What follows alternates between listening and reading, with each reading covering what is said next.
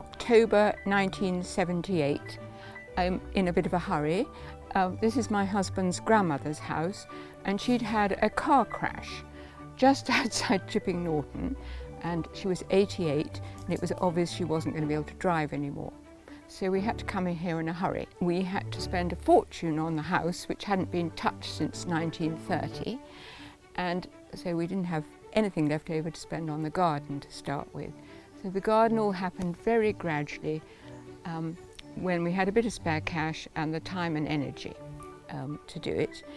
We had no help at all for about 10 years at the beginning, and we now of course do have help, for which we're very grateful. We have two lovely girls who come and help in the garden, Lucy and Jenny, and without them we really couldn't have managed, so lots of credit to them. And then we have a super chap, Anas, who mows the grass, and really, really grateful to them. My husband's grandmother was very enterprising in lots of ways, but gardening was not one of her interests. And the garden had sort of been dug up for World War II and had never gone back afterwards, really. So there was a few sort of moribund things around the house, but the rest of the garden we had to start from scratch on. And it sort of evolved over time. It's fun and challenging. Every year is a challenge. This year has been a big challenge.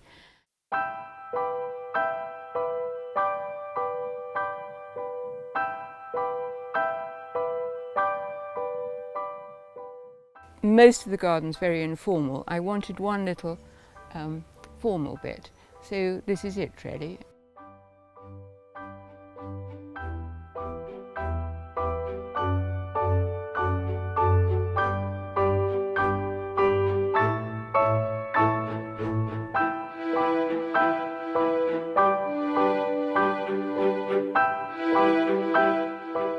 I like to have colour-schemed borders. It's very soothing and old-fashioned colour schemes, but I quite like it. This is now sort of shrubs and herbaceous, and we try to have interest really from May through till the end of October. But it's quite a challenge trying to sort of keep it up. People say to me, oh, you must be on Cotswold brush, and it's not. It's a very light sandy loam soil. But we do put a lot of muck on.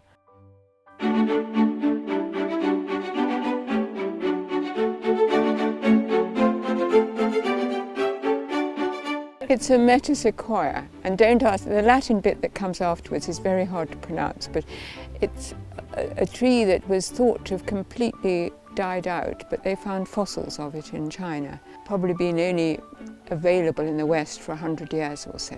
We planted it in 1980 for my husband's grandmother's 90th birthday.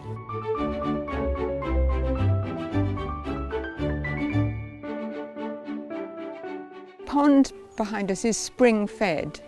The spring runs all winter long and then it dries up in the summer. The only trouble is it's sopping wet in winter and bone dry in summer, so it's quite a challenge getting things to grow round it. However, this year, because it's so wet, everything looks very luxuriant and semi-tropical, which doesn't happen every year.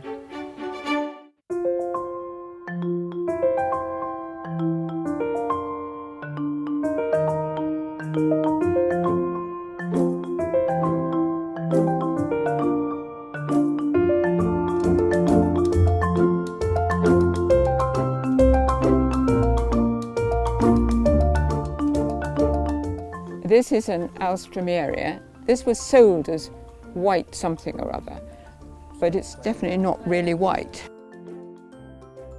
These roses are normally much taller than this, but they were completely massacred by deer earlier on in the year, and they haven't really recovered yet. But they're a very good variety called Pearl Drift, and they flower and flower and flower and flower right into October.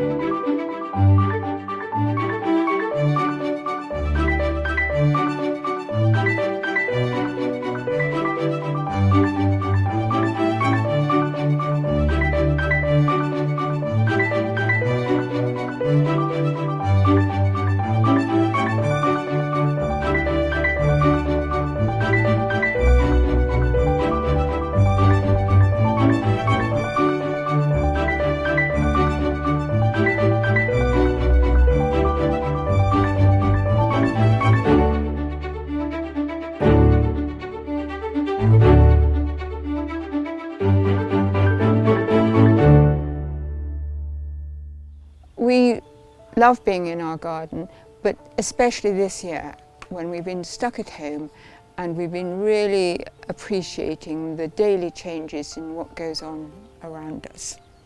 We hope you'll come and enjoy our garden as well, and it's going to be in aid of such a good cause, the Lawrence Home Nursing Team.